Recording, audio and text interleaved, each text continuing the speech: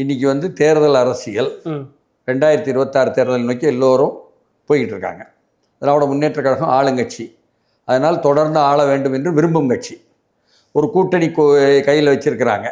அந்த கூட்டணியை அப்படியே தக்க வைக்க வேண்டும் என்பதற்காக பிரயத்தனப்படுற கட்சி. அது தவிர இருப்பது எதிராக அதிமுகவுக்கு எதிராகனா அதிமுகவை பொறுத்தவரை அவர்கள் வந்து வளர்ந்திருக்கிறாங்களா என்று கேட்டால் அவர்கள் மத்தியில் இருந்து அப்படி நமக்கு ஒரு புரிய வைக்கிற மாதிரி பதில் இல்லை. மாறா நாங்கள் வந்துருவோம் சொல்கிறாங்க.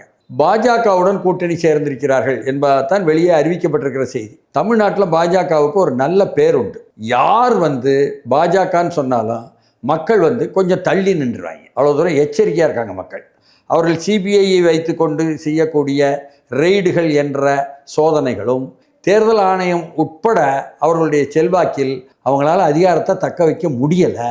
அதனால இத்தனையும் அவர்கள் கையாளுகிறார்கள் என்பதுதான் நாட்டில் நிலவி கொண்டிருக்கக்கூடிய, குறிப்பாக தமிழ்நாட்டில் நிலவி கொண்டிருக்கக்கூடிய அரசியல் செய்தி. அப்படி இருக்கும் பொழுது அந்த பாஜகவுடன் திமுகவுக்கு எதிர்ப்பு போட்டி என்று எல்லோரும் அறியக்கூடிய அதிமுக போய் சேர்ந்துச்சுன்னா தொப்பக்கட்டீர்னு பள்ளத்தில் விளற மாதிரி